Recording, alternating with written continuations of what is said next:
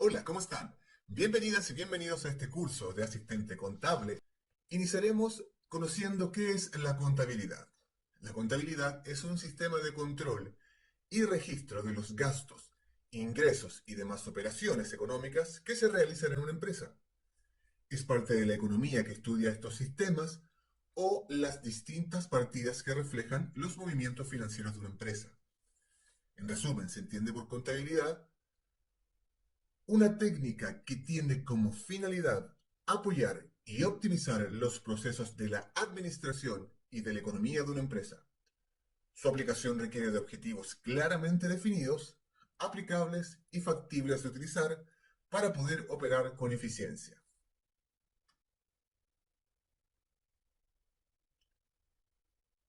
Las características más importantes que debe tener la contabilidad son las siguientes.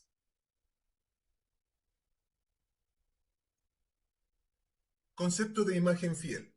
La información contable debe mostrar la imagen fiel de la empresa. ¿Qué quiere decir esto? Que cada vez que se realiza cualquier transacción dentro del periodo contable de la empresa, una compra, una venta, el pago de algún dinero, el costo de personal, la compra de algún producto para materia prima, todo debe ser registrado tal cual como sucedió, en tiempo y en dinero. Es decir, todo debe ser fielmente a como sucede. No puede establecerse un concepto de imagen no fiel, es decir, que yo compre algo por un valor y rinda un valor diferente, ya sea mayor o menor, o venda algo por un valor y registre un valor distinto, ya sea mayor o menor. Debe ser fiel a cómo se realizan las transacciones. Debe tener un concepto de personalidad. ¿Qué quiere decir esto? Que la empresa es una entidad autónoma, una entidad económica, cuyos asuntos están separados perfectamente de los socios o propietarios y de los de cualquier otra empresa. Es decir, la empresa es una unidad económica que tiene un RUT, un rol único tributario. Es decir, vendría siendo como una persona, pero una persona comercial. Es decir, todo lo que conlleva a la empresa es netamente de esta, aparte de los dueños, aparte de los accionistas, aparte de otras personas o empresas. Es ahí donde nace el concepto de que la contabilidad se le lleva a la empresa y no a sus dueños. Siguiendo con las características, toda contabilidad debe ser expresada en términos monetarios, es decir, debe tener un concepto dinerario. Este sirve para valorar las transacciones de la empresa de manera uniforme y es necesario disponer de una unidad de cambio y de medida que se denomina unidad monetaria. En nuestro caso, en Chile, trabajamos con el peso, es decir, todo lo que se registre debe ser transformado a peso. Todo registro, ya sea en dinero efectivo o no, debe ser valorizado. Por ejemplo, si yo compro un computador para trabajar en mi empresa, no solamente debo poner el computador en sí como registro, sino que cuánto cuesta ese computador, es decir, el precio de este.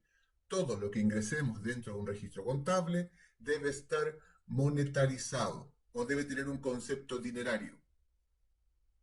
Otro concepto súper importante tiene que ver con la periodicidad y beneficio. La vida de una empresa se divide en periodos relativamente cortos y los cambios de riqueza se miden con arreglo a esas divisiones temporales. Acá se estila de que el periodo contable es en un año calendario. Este principio viene a decir que el beneficio neto de la empresa no depende del movimiento de tesorería, sino que de los cambios experimentados por el patrimonio, ya vamos a hablar del patrimonio, de los propietarios como consecuencia de las operaciones de la empresa. Quiere decir que si al final de un año calendario, diciembre de un año, eso es lo que estiramos en nuestro país, de enero a diciembre de un año, al momento de revisar nuestro patrimonio, si este se incrementa o se disminuye, ¿cierto? Vamos a poder decir si la empresa tuvo utilidad o tuvo pérdida o se mantuvo igual. Por eso se manejan conceptos de periodicidad, es de tiempo. Hay que evaluar en qué momento específico del año podemos hacer un balance, vamos a hablar de los balances, y al final del año calendario, en qué situación se encuentra la empresa con relación al inicio del ejercicio. Otra característica es el concepto de dualidad o partida doble. Esto lo vamos a escuchar mucho en contabilidad, ya que es un axioma básico. En este se dice que la empresa cuenta con una serie de bienes y derechos que componen su activo y por otro lado también tiene una vía de financiación, tanto propias como ajenas, que serían su pasivo y su neto. Otro concepto y súper importante es que la información contable siempre debe ser oportuna. La información siempre debe estar lo antes posible para poder realizar la toma de decisiones. ¿Cómo decidir si continuar con la empresa, si dejarla abierta, si cerrarla, si invertir en alguna nueva adquisición o en algún bien, comprar más maquinaria, ampliar el producto, contratar más personal? Eso se realiza o esas decisiones se realizan teniendo en cuenta mi situación financiera que me la entrega la contabilidad. Es decir, para poder tomar una decisión importante, mi contabilidad debe estar en ese momento completa para yo decidir si invierto o no, si cierro o no. Hablaremos de algunos conceptos dentro de la contabilidad que tienen que ver con los activos. Los activos son bienes y derechos, propiedades de la empresa, ¿cierto? Son bienes y derechos de propiedad de la empresa, eso me faltó. Y algunos ejemplos de estos son, por ejemplo, edificios, mercancías o mercaderías en el almacén o bodega, el dinero que me deben los clientes o nos deben a los clientes como empresas por las ventas efectuadas, el dinero que tenemos en cuentas corrientes bancarias, en la caja, es una cuenta de activos que vamos a trabajar mucho, que tenemos en la caja o cualquier cosa que me pertenezca o que le pertenezca a la empresa. Ojo ahí que hay algunos pequeños detallitos también cuando trabajemos en el balance que tienen que ver con los activos y los pasivos. Se entiende entonces que los activos desde el punto de vista contable representan los bienes y derechos y otros recursos controlados económicamente por la empresa resultantes de sucesos pasados, de los que se espera la empresa obtenga beneficios o rendimientos económicos en el futuro, es decir, maquinaria para fabricar un producto, el cual voy a vender y me va a producir beneficios.